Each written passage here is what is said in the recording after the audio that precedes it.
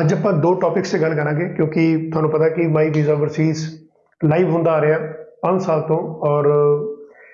ਜਿੰਨੀਆਂ ਕਿ ਵਧੀਆ ਅਪਡੇਟਸ ਅਸੀਂ ਦੇਣ ਦੀ ਕੋਸ਼ਿਸ਼ ਕਰਦੇ ਹਾਂ ਉਹਦੇ ਵਿੱਚ ਸਿਰਫ ਔਰ ਸਿਰਫ ਸਾਡੇ ਕਲਾਇੰਟਸ ਦੇ ਬੈਨੀਫਿਟਸ ਨੂੰ ਹੀ ਧਿਆਨ 'ਚ ਰੱਖਿਆ ਜਾਂਦਾ ਜਿਹੜਾ ਅੱਜ ਦਾ ਵੀਡੀਓ ਹੈ ਇਹਦੇ 'ਚ ਆਪਾਂ ਦੋ ਟੌਪਿਕ ਰੱਖਾਂਗੇ। ਇੱਕ ਟੌਪਿਕ ਰੱਖਾਂਗੇ ਕਿ ਜਿਹੜੀ ਆਸਟ੍ਰੇਲੀਆ ਦੇ ਵਿੱਚ ਇਸ ਟਾਈਮ ਐਕਸਟੈਂਡਡ ਜਿਹੜੇ ਵਰਕ ਪਰਮਿਟਸ ਨੇ post study work permit actually ਉਹਨਾਂ ਦਾ ਕੀ ਸਿਨੈਰੀਓ ਹੈ, ਉਹ ਕਿਵੇਂ ਚੇਂਜ ਹੋਏ ਨੇ, ਉਹਨਾਂ ਦਾ ਕੀ ਇੰਪੈਕਟ ਹੋਏਗਾ। ਔਰ ਦੂਸਰਾ ਸਭ ਤੋਂ ਵੱਡਾ ਜਿਹੜਾ ਟੌਪਿਕ ਹੋਏਗਾ ਉਹ ਹੋਏਗਾ ਕਿ ਮਿਸ ਰਿਪਰੈਜ਼ੈਂਟੇਸ਼ਨ ਜੇ ਤੁਸੀਂ ਫਾਈਲ 'ਚ ਕਰਦੇ ਹੋ ਜਾਂ ਕੋਈ ਫੇਕ ਡਾਕੂਮੈਂਟ ਲਗਾਉਂਦੇ ਹੋ ਕਿ ਕਿਸ ਹੱਦ ਤੱਕ ਤੁਹਾਡਾ ਜਿਹੜਾ ਵੀਜ਼ਾ ਹੈ ਜਾਂ ਤੁਹਾਡੀ ਜਿਹੜੀ ਪਰਮਨੈਂਟ ਰੈਜ਼ੀਡੈਂਸੀ ਹੈ ਉਹ ਵੀ ਕੈਂਸਲ ਹੋ ਸਕਦੀ ਹੈ। ਉਹਦੇ ਬਾਰੇ ਵੀ ਆਪਾਂ ਗੱਲ ਕਰਾਂਗੇ। ਸੋ ਮੈਂ ਦੀਪ ਅਰੋੜਾ, ਡਾਇਰੈਕਟਰ ਮਾਈ ਵੀਜ਼ਾ ਓਵਰਸੀਜ਼, ਕੁਮਾਰ ਮੰਡੀ, ਪਰਲ ਪੈਲੇਸ ਤੋਂ ਅਸੀਂ ਲਾਈਵ ਔਰ ਮਾਈ ਵੀਜ਼ਾ ਓਵਰਸੀਜ਼ ਦੀ ਜਿਹੜੀ ਸਮੁੱਚੀ ਟੀਮ ਹੈ ਤੁਹਾਡਾ ਤਹਿ ਦਿਲੋਂ ਧੰਨਵਾਦ ਕਰਦੇ ਆ ਕਿ ਤੁਸੀਂ ਲਾਈਕ ਕਰਦੇ ਹੋ, ਸ਼ੇਅਰ ਕਰਦੇ ਹੋ, ਕਮੈਂਟਸ ਕਰਦੇ ਹੋ ਔਰ ਬਹੁਤ ਹੀ ਭਰਵਾਂ ਹੁੰਗਾਰਾ ਹੈ। ਨਾਰਥ ਇੰਡੀਆ ਦੀ ਲੀਡਿੰਗ ਜਿਹੜੀ ਕੰਪਨੀਜ਼ ਨੇ, ਜਿਹੜੀ ਕੰਸਲਟੈਂਟਸ ਨੇ, ਉਹਨਾਂ ਵਿੱਚੋਂ ਮਾਈ ਵੀਜ਼ਾ ਓਵਰਸੀਜ਼ ਦਾ ਨਾਮ ਹੈ। ਤੁਸੀਂ ਤੁਹਾਡਾ ਜਿਹੜਾ ਪਿਆਰ ਹੈ ਉਹ ਸਾਡੇ ਮੱਥੇ ਤੇ ਹੈ, ਅਸੀਂ ਥੋੜਾ ਜਿਹੜਾ ਦੇਣਾ ਹੈ ਉਹ ਦੇ ਨਹੀਂ ਸਕਦੇ। ਸੋ ਸਾਡਾ ਸੈਕੰਡ ਜਿਹੜਾ ਆਫਿਸ ਹੈ ਉਹ ਸ਼੍ਰੀ ਗੰਗਾ ਨਗਰ ਹੈ ਔਰ ਮਿਸਟਰ ਸਿਕੰਦਰ ਉੱਥੋਂ ਕੰਮ ਕਰ ਰਹੇ ਨੇ। ਜੇ ਤੁਸੀਂ ਲੁਧਿਆਣੇ ਵੀ ਮੇਰੇ ਨਾਲ ਗੱਲ ਕਰਨੀ ਹੋਵੇ ਤਾਂ ਤੁਸੀਂ ਆਪਣੀ ਅਪਾਇੰਟਮੈਂਟ ਲੈ ਕੇ 10 ਤੋਂ 6 ਕਦੇ ਵੀ ਮੈਨੂੰ ਮਿਲ ਸਕਦੇ ਹੋ। ਜਿਨ੍ਹਾਂ ਨੇ ਅੱਗੋਂ ਕੰਮ ਸਿੱਖਣਾ ਵੀ ਹੈ ਇਮੀਗ੍ਰੇਸ਼ਨ ਦਾ ਜਾਂ ਉਹ ਚੰਗੇ ਕੰਸਲਟੈਂਟ ਬਣਨਾ ਚਾਹੁੰਦੇ ਨੇ ਤਾਂ ਉਹ ਵੀ ਆ ਕੇ ਮਿਲ ਸਕਦੇ ਨੇ। ਅਸੀਂ ਉਹਨਾਂ ਨੂੰ ਵੀ ਟ੍ਰੇਨਿੰਗ ਫ੍ਰੀ ਆਫ ਕੋਸਟ ਦਿੰਦੇ ਹਾਂ ਔਰ ਵੀਡੀਓਜ਼ ਤਾਂ ਤੁਹਾਨੂੰ ਪਤਾ ਹੀ ਹੈ ਕਿ 250 ਪਲੱਸ ਵੀਡੀਓਜ਼ ਨੇ, ਤੁਸੀਂ ਉਹ ਵੀ ਦੇਖ ਕੇ ਆਪਣੀ ਜਿਹੜੀ ਨੌਲੇਜ ਹੈ ਉਹ ਐਨਹਾਂਸ ਕਰ ਸਕਦੇ ਹੋ। ਸੋ ਅੱਜ ਦਾ ਜਿਹੜਾ ਟੌਪਿਕ ਹੈ ਉਹ ਪਹਿਲਾਂ ਤਾਂ ਆਪਾਂ ਗੱਲ ਕਰਾਂਗੇ 3-4 ਮਿੰਟ ਆਸਟ੍ਰੇਲੀਆ ਦਾ ਜਿਹੜਾ extended post study work permit ਹੈ ਉਹਦਾ ਕੀ ਇੰਪੈਕਟ ਹੈ, ਕਿਵੇਂ ਕਿਵੇਂ ਮਿਲਿਆ ਹੈ, ਕਦੋਂ ਸ਼ੁਰੂਆਤ ਹੋਈ ਹੈ ਇਹਦੀ ਔਰ ਨੈਕਸਟ ਵੀ ਤੁਹਾਨੂੰ ਦੱਸਿਆ ਕਿ ਵੀ ਜਿਹੜੇ ਤੁਸੀਂ ਮਿਸ ਰਿਪਰੈਜ਼ੈਂਟ ਕਰਦੇ ਹੋ ਜਾਂ ਤੁਸੀਂ ਕੋਈ ਫੇਕ ਡਾਕੂਮੈਂਟ ਲਗਾਉਂਦੇ ਹੋ ਉਹਦੇ ਵਿੱਚ ਆਪਣਾ ਕੀ ਨੁਕਸਾਨ ਹੋ ਸਕਦਾ। ਸਭ ਤੋਂ ਪਹਿਲਾ ਟੌਪਿਕ ਆਸਟ੍ਰੇਲੀਆ ਦਾ। ਆਸਟ੍ਰੇਲੀਆ ਟੌਪਿਕ ਜਿਹੜਾ ਸ਼ੁਰੂ ਹੋਇਆ ਉਹ ਜਿਹੜਾ ਆਸਟ੍ਰੇਲੀਆ ਦਾ ਜਿਹੜਾ ਪੋਸਟ ਸਟੱਡੀ ਜਿਹੜਾ extended post study work permit ਹੈ ਉਹਦੀ ਜਿਹੜੀ ਸੋਚ ਸੀ ਉਹ ਆਸਟ੍ਰੇਲੀਅਨ ਗੌਰਮੈਂਟ ਨੇ ਸ਼ੁਰੂ ਕੀਤੀ ਸੀ ਕਿ ਵੀ 22 ਮਈ 2023 ਨੂੰ ਇਹ ਸੋਚਿਆ ਗਿਆ ਕਿ ਅਸੀਂ 1 ਜੁਲਾਈ ਨੂੰ extended post study work permit ਲੈ ਕੇ ਆਵਾਂਗੇ ਕਿ ਸਟੂਡੈਂਟਸ ਨੂੰ ਜਿਹੜੇ ਉੱਥੇ ਪੜ੍ਹ ਰਹੇ ਨੇ ਉਹਨਾਂ ਨੂੰ ਕੀ ਬੈਨੀਫਿਟ ਹੋਏਗਾ। ਸੋ 1 ਜੁਲਾਈ 2023 ਤੋਂ ਇਹ ਇੰਪਲੀਮੈਂਟਡ ਹੈ। ਇਹਦੇ ਵਿੱਚ ਬੈਨੀਫਿਟਸ ਕੀ ਨੇ ਉਹ ਦੱਸ ਦੇਣਾ ਤੁਹਾਨੂੰ ਤਾਂ ਕਿ ਤੁਹਾਨੂੰ ਕਲੈਰਿਟੀ ਹੋਵੇ। ਜਿਨ੍ਹਾਂ ਨੇ ਅੱਗੋਂ ਆਸਟ੍ਰੇਲੀਆ ਪੜ੍ਹਨ ਜਾਣਾ ਉਹਨਾਂ ਲਈ ਬਹੁਤ ਵੱਡੀ ਖੁਸ਼ਖਬਰੀ ਵੀ ਹੈ। ਪਹਿਲਾਂ ਕੀ ਹੁੰਦਾ ਸੀ ਕਿ ਜਿਹੜੇ ਗ੍ਰੈਜੂਏਸ਼ਨ ਉੱਥੇ ਸਟੂਡੈਂਟ ਕਰਦੇ ਸੀ 3 ਸਾਲ ਦੀ ਜਿਹੜੀ ਗ੍ਰੈਜੂਏਸ਼ਨ ਕਰਦੇ ਸੀ ਉਹਨਾਂ ਨੂੰ 2 ਸਾਲ ਦਾ ਜਿਹੜਾ ਪੋਸਟ ਸਟੱਡੀ ਵਰਕ ਪਰਮਿਟ ਮਿਲਦਾ ਸੀ। ਉਹ ਜਿਹੜੇ ਮਾਸਟਰਸ ਕਰਦੇ ਸੀ 2 ਸਾਲ ਦੀ ਉਹਨਾਂ ਨੂੰ 3 ਸਾਲ ਦਾ ਪੋਸਟ ਸਟੱਡੀ ਵਰਕ ਪਰਮਿਟ ਮਿਲਦਾ ਸੀ। ਹੁਣ ਇਹ ਕੁਝ ਚੇਂਜਸ ਲੈਂਦੇ ਗਈਆਂ ਨੇ ਡਿਪਾਰਟਮੈਂਟ ਆਫ ਇਮੀਗ੍ਰੇਸ਼ਨ ਆਸਟ੍ਰੇਲੀਆ ਦੇ ਵਿੱਚ। ਉਹ ਕਿਹੜੀਆਂ ਚੇਂਜਸ ਨੇ? ਸਭ ਤੋਂ ਪਹਿਲੀ ਚੇਂਜ ਹੈ ਕਿ ਜੇ ਤੁਸੀਂ ਉੱਥੇ ਡਿਗਰੀ ਕਰਨ ਜਾਂਦੇ ਹੋ,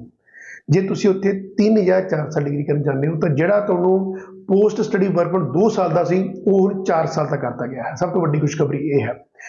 ਦੂਜਾ ਸੀ ਕਿ ਜਿਹੜਾ ਮਾਸਟਰਸ ਕਰਦੇ ਸੀ 2 ਸਾਲ ਦਾ ਜਿਹੜਾ ਸੀ ਮਾਸਟਰ ਕਰਦੇ ਸੀ ਉਹਦੇ ਵਿੱਚ ਜਿਹੜਾ ਤੁਹਾਨੂੰ ਪਹਿਲਾਂ 3 ਸਾਲ ਦਾ ਪੋਸਟ ਸਟੱਡੀ ਮਿਲਦਾ ਸੀ ਉਹ ਹੁਣ 5 ਸਾਲ ਦਾ ਪੋਸਟ ਸਟੱਡੀ ਵਰਕ ਕਰਤਾ ਗਿਆ ਹੈ। ਤੋ ਡਿਗਰੀ ਜਿਹੜੇ ਕਰਨ ਜਾਣਗੇ ਗ੍ਰੈਜੂਏਸ਼ਨ ਕਰਨ ਜਾਣਗੇ ਉਹਨਾਂ ਦਾ ਜਿਹੜਾ ਪੋਸਟ ਸਟੱਡੀ ਵਰਕ ਪਰਮਿਟ ਹੈ ਉਹ 2 ਸਾਲ ਤੋਂ ਵਧਾ ਕੇ 4 ਸਾਲ ਕਰਤਾ ਗਿਆ ਹੈ। ਉਹ ਜਿਹੜੇ ਮਾਸਟਰਸ ਕਰਨ ਜਾਣਗੇ ਉਹਨਾਂ ਦਾ 3 ਸਾਲ ਤੋਂ ਵਧਾ ਕੇ 5 ਸਾਲ ਕੀਤਾ ਗਿਆ ਹੈ। ਜਿਹੜੇ ਡਾਕਟਰੇਟ ਕਰਨ ਜਾਣਗੇ, ਜਿਹਨਾਂ ਨੇ PhD ਕਰਨੀ ਹੈ, ਪਹਿਲਾਂ ਉਹਨਾਂ ਨੂੰ PhD ਕਰਨ ਤੋਂ ਬਾਅਦ 4 ਸਾਲ ਦਾ ਜਿਹੜਾ ਪੋਸਟ ਸਟੱਡੀ ਮਿਲਦਾ ਸੀ ਵਰਕ ਪਰਮਿਟ ਹੁਣ ਉਹ ਵਧਾ ਕੇ 6 ਸਾਲ ਕਰਤਾ ਗਿਆ ਹੈ। ਹੁਣ ਕੁਐਸਚਨ ਇਹ ਆਉਂਦਾ ਹੈ ਕਿ ਕਿਆ ਇਹ ਸਭ ਦੇ ਲਈ ਹੈ? ਕਿਆ ਜਿਹੜੀ ਆਸਟ੍ਰੇਲੀਅਨ ਦੀ ਇਮੀਗ੍ਰੇਸ਼ਨ ਜਿਹੜੀ ਸਰਕਾਰ ਹੈ, ਜਿਹੜੀ ਇਮੀਗ੍ਰੇਸ਼ਨ ਦਾ ਕੰਮ ਸੰਭਾਲ ਰਹੀ ਹੈ, ਕਿ ਉਹਨਾਂ ਨੂੰ ਇੰਨੀ ਜ਼ਰੂਰਤ ਪੈ ਗਈ ਕਿ ਉਹ ਹਰੇਕ ਸਟੂਡੈਂਟ ਨੂੰ 2 ਸਾਲ ਤੋਂ ਉਹਨਾਂ ਨੇ 4 ਸਾਲ ਕਰਤਾ ਜਾਂ 3 ਸਾਲ ਤੋਂ 5 ਸਾਲ ਕਰਤਾ ਜਾਂ 4 ਸਾਲ ਤੋਂ 6 ਸਾਲ ਕਰਤਾ? ਇਹਦਾ ਕੀ ਰੀਜ਼ਨ ਹੈ? ਇਹਦਾ ਮੇਨ ਰੀਜ਼ਨ ਜੋ ਹੈ ਉਹ ਇਹ ਹੈ ਕਿ ਆਸਟ੍ਰੇਲੀਆ ਦੀ ਗੌਰਮੈਂਟ ਚਾਹੁੰਦੀ ਹੈ ਕਿ ਜਿਹੜੇ ਸਟੂਡੈਂਟ ਸਾਡੇ ਕੋਲ ਆਉਣ, ਪਹਿਲੀ ਗੱਲ ਤਾਂ ਉਹ ਜਿਹੜੇ ਸਭ ਤੋਂ ਵੱਡੀ ਗੱਲ ਹੈ ਕਿ ਜਿਹੜੇ ਸਕਿਲਡ ਕੈਟਾਗਰੀ ਦੇ ਜਿਹੜੇ ਸਟੂਡੈਂਟਸ ਨੇ ਉਹ ਰੀਜਨਲ ਏਰੀਆ 'ਚ ਆਉਣ। ਸਭ ਤੋਂ ਵੱਡੀ ਗੱਲ ਇਹ ਆ ਜਾਂ ਤਾਂ ਰੀਜਨਲ ਏਰੀਆ 'ਚ ਆਉਣ ਜਾਂ ਉਹ ਅਲਟਰਾ ਰੀਜਨਲ ਏਰੀਆ 'ਚ ਆਉਣ। ਹੁਣ ਜੇ ਆਪਾਂ ਗੱਲ ਕਰੀਏ ਬ੍ਰਿਸਬੇਨ ਦੀ,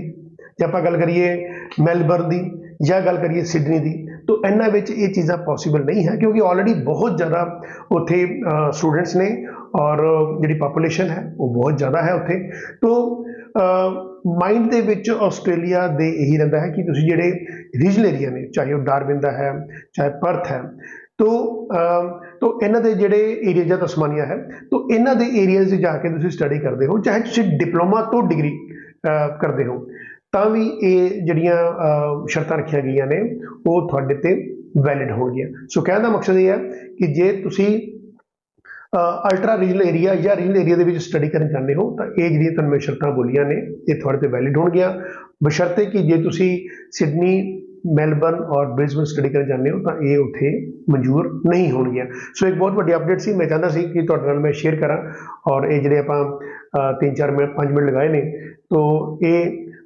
आस्ट्रेलिया जिहड़े स्टूडेंट जाना चाहते हैं उन्हां दी एक बहुत वड्डी खुशखबरी होएगी। हुण सैकेंड जिहड़ा टॉपिक असीं लै रहे हां उहदे विच ये है कि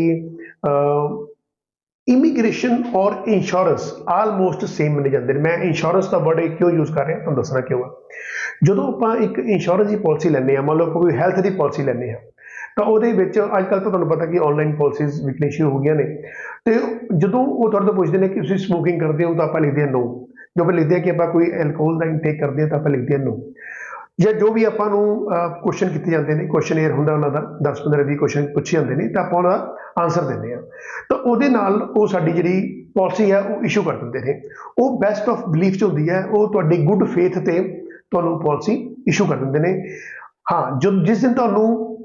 जरूरत पैंदी है, जिस दिन तुसीं परमात्मा ना करे कि हॉस्पिटलाइज हो जाते हो, तो उदों तुहाडे जिहड़े पिछले जिहड़े दित्ते कागज़ ने उन्हां नूं देखिया जाता है कि जे तुसीं क्या है कि तुसीं स्मोकिंग नहीं करते तो तुसीं पिछले 5 साल तो लगातार स्मोकिंग करते आ रहे हो तो तुहाडी पॉलिसी कैंसल मनी जाती है। सिमिलरली जदों तुसीं एक इमीग्रेशन का कोई वीज़ा अप्लाई करते हो, किसी भी किस्म का तुसीं वीज़ा अप्लाई करते हो, चाहे वो स्टडी वीज़ा है, विजिटर वीज़ा है, चाहे बिजनेस वीज़ा करते हो, चाहे परमानेंट रेजिडेंसी कुछ भी करते हो,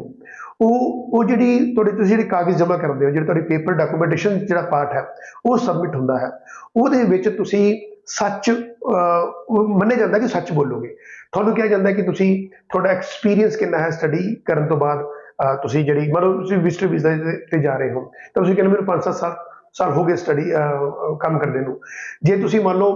उत्थे स्टडी करन जा रहे हो तो तुहानूं पुछिया जांदा कि तुसीं पिछले 2-4 साल 5 साल की कीता, 10 साल की कीता, ते तुसीं दसदे हो कि भी मैं आ काम कीता और तुसीं डॉक्यूमेंट प्रोड्यूस करदे हो, चाहे वो हो सकता है कि वो डॉक्यूमेंट तुहाडे फेक हो, थानू वीज़ा दिता जाता है। जिवें कि 700 स्टूडेंट नाल होया कि ये एक गुड फेथ ते हो गया कि ठीक है कि वीज़ा देता, पर जदों वारी आई PR देण दी तो उदों ये सारे डॉक्यूमेंट जिहड़े ने वो स्टूडेंट्स किए गए। सो कहने का मकसद ये है कि कसम खा लो कि जे तुसीं बाहरली कंट्री दे विच जाना चाहते हो, चाहे तुसीं स्टडी करन जाना चाहते हो, चाहे तुसीं उत्थे घूमन फिरन जाना चाहते हो, या अगों उत्थे तुसीं विजिटर वीज़ा तो वर्क परमिट लैके तुसीं अगों PR दे कगार ते पहुँच गए हो, तो जे एक भी डॉक्यूमेंट तुहाडा गलत हो गया तो तुहाडी परमानेंट रेजिडेंसी भी कैंसल हो सकती है। मैं बहुत वड्डी गल कर रहा इत्थे। देखो तुसीं कहंदे हो कि चलो कोई गल नहीं जी, विजिटर वीज़ा असीं गए उत्थों वर्क परमिट लै लिया सी ते साडे डॉक्यूमेंट ठीक नहीं हुए, चलो जिन्ना पैसा लग्या सी कमा लिया सी, वापस आ गए। हुण जिहड़े वर्क परमिट लैण तो बाद जिन्हां ने कोई परमानेंट रेजिडेंसी लै लई, जिन्हां दी परमानेंट रेजिडेंसी भी 1-2 साल हो गए, तो जे उन्हां नूं जिहड़ी कैनेडा दी बॉर्डर सिक्योरिटी एजेंसीज ने CBSA कहते हैं, तो जे उन्होंने थोड़े किसी भी डॉक्यूमेंट नूं जे स्क्रूटनाइज किया और स्क्रूटनी करने विच जे पाया गया कि तुसी कोई भी ऐसा डॉक्यूमेंट पिछले 5 साल दे विच, 10 साल दे विच, 15 साल दे विच या रीसेंट तुसी गलत लगाया गया है, तो तुहाडा जिहड़ा स्टेटस है उत्थों दा, चाहे वो विजिटर वीज़ा है, चाहे वो तुसी वर्क परमिट ते गए हो या तुसी PR भी हो उस कंट्री की, तो तुहाडा जिहड़ा PR दे जिहड़ा स्टेटस है वो भी कैंसल किया जा सकता है। सो फिर अगों फैडरल गौरमेंट फैडरल दी कोर्टां दे विच तुसीं जाके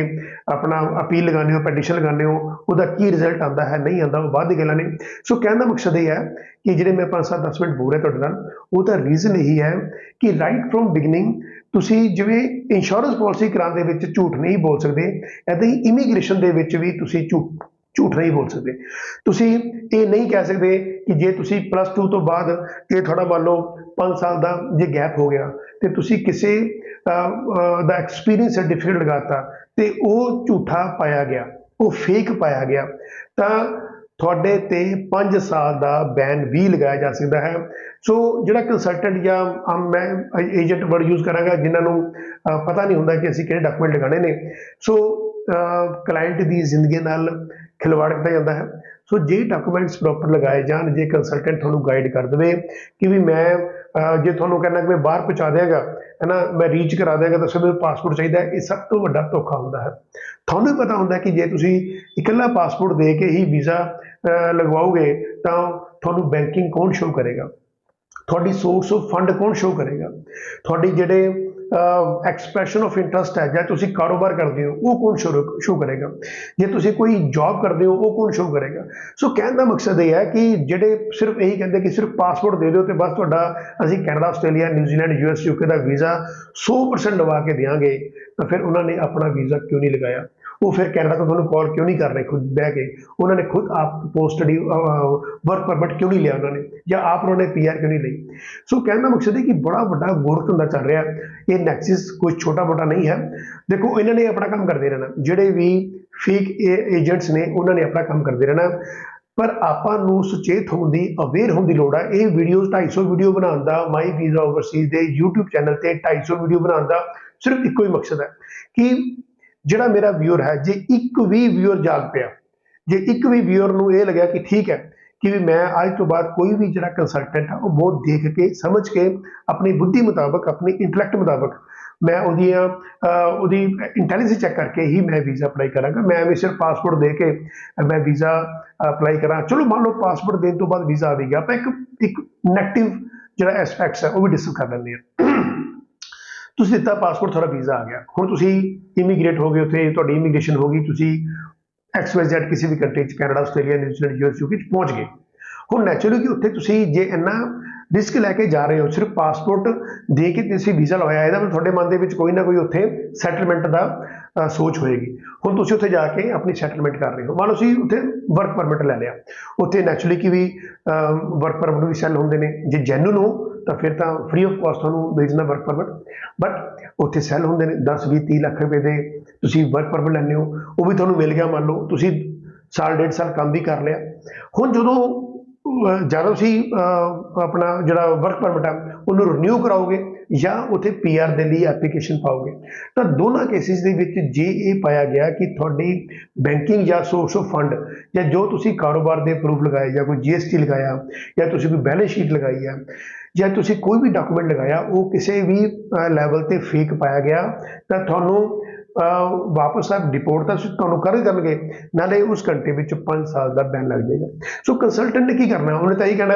ਏਜੰਟ ਨੇ ਕੀ ਕਰਨਾ, ਉਹਨੇ ਇਹ ਕਹਿਣਾ ਕਿ ਵੀ ਦੇਖੋ ਜੀ ਮੈਂ ਤੁਹਾਡੇ ਤੋਂ ਇੰਨੇ ਪੈਸੇ ਲਏ ਤਾਂ ਮੈਂ ਉਸ ਫਲਾਣੀ ਕੰਟਰੀ ਪਹੁੰਚਾਤਾ, ਹੁਣ ਤੁਸੀਂ ਦੇਖੋ ਤੇ ਤੁਸੀਂ ਆਪਣਾ ਹਿਸਾਬ ਨਾਲ ਦੇਖੋ। ਸੋ ਇਹ ਜਿਹੜਾ ਨੈਕਸਸ ਫੈਲਦਾ ਹੋਇਆ ਇਹ ਬਹੁਤ ਹੀ ਖਤਰਨਾਕ ਹੈ, ਸਾਨੂੰ ਬਹੁਤ ਹੀ ਸੋਚ ਵਿਚਾਰਨ ਦੀ ਲੋੜ ਹੈ। ਕੋਈ ਬਹੁਤ ਵੱਡੀ ਗੱਲ ਨਹੀਂ ਹੈ, ਬਾਹਰ ਜਾਣਾ,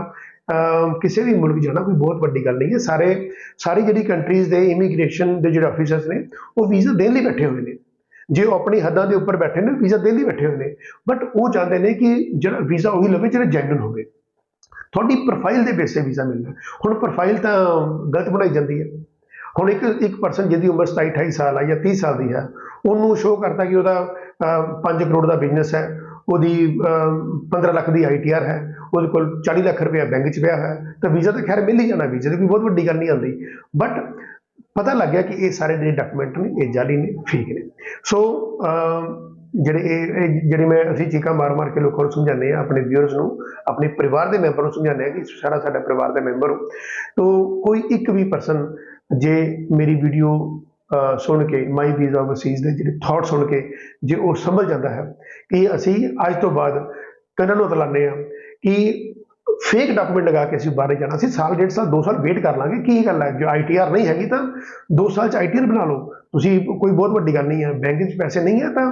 ਮਿਹਨਤ ਕਰਕੇ ਤੁਸੀਂ ਆਪਣੇ ਬੈਂਕਿੰਗ ਨੂੰ ਵਧਾ ਸਕਦੇ ਹੋ, ਕੋਈ ਬਹੁਤ ਵੱਡੀ ਗੱਲ ਨਹੀਂ ਹੁੰਦੀ। ਪਰ ਜੇ ਤੁਹਾਨੂੰ ਅੱਜ ਸਵੇਰੇ ਉੱਠੇ ਹੋ, ਰਾਤੀ ਉੱਠੇ ਔਰ ਸਵੇਰੇ ਤੁਸੀਂ ਬਸ ਇਹ ਹੋ ਗਿਆ ਕਿ ਵੀ ਮੈਂ ਬਾਹਰ ਜਾਣਾ ਹੀ ਜਾਣਾ ਕਿ ਵੀ ਜੋ ਮਰਜ਼ੀ ਹੋ, ਕਿਉਂਕਿ ਮੇਰਾ ਭੂਆ ਦਾ ਮੁੰਡਾ ਚਲਾ ਗਿਆ ਜਾਂ ਮੇਰੇ ਨਾਲ ਦਾ ਗੁਆਂਢੀ ਚਲਾ ਗਿਆ, ਤੇ ਉਹ ਚੀਜ਼ਾਂ ਫਿਰ ਤੁਹਾਨੂੰ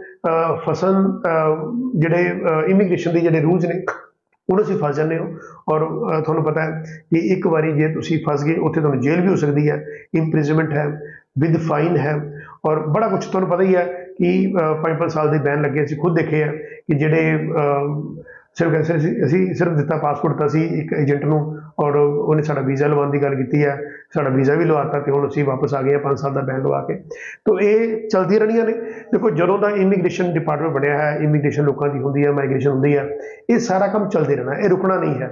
ਲੋਕਾਂ ਨੇ ਫੇਕ ਡਾਕੂਮੈਂਟ ਵੀ ਲਗਾਉਣੇ ਨੇ, ਠੱਗੀਆਂ ਵੀ ਮਾਰਨੀਆਂ ਨੇ, ਪੁਲਿਸ ਨੇ ਆਪਣਾ ਕੰਮ ਵੀ ਕਰੀ ਜਾਣਾ। ਬਟ ਸਾਡੀ ਸਿਆਣਪ ਪਈ ਹੈ, ਜੇ ਆਪਾਂ ਸੋਨਾ ਲੈਣ ਜਾਂਦੇ ਹਾਂ, ਜੇ ਆਪਾਂ ਗੋਲਡ ਲੈਣ ਜਾਂਦੇ ਹਾਂ, ਤਾਂ ਅਸੀਂ ਬਹੁਤ ਕੁਝ ਸੋਚ ਵਿਚਾਰ ਕੇ ਲੈਂਦੇ ਹਾਂ ਕਿ ਇਹ 14 ਕੈਰਟ ਦਾ ਸੋਨਾ ਦੇ ਰਿਹਾ, ਕਿ 16 ਕੈਰਟ ਦੇ ਰਿਹਾ, ਕਿ 18 ਦੇ ਰਿਹਾ, ਕਿ 24 ਕੈਰਟ ਦੇ ਰਿਹਾ। ਅਸੀਂ ਉਹਦੇ ਮੁਤਾਬਕ ਪੈਸੇ ਦਿੰਦੇ ਹਾਂ।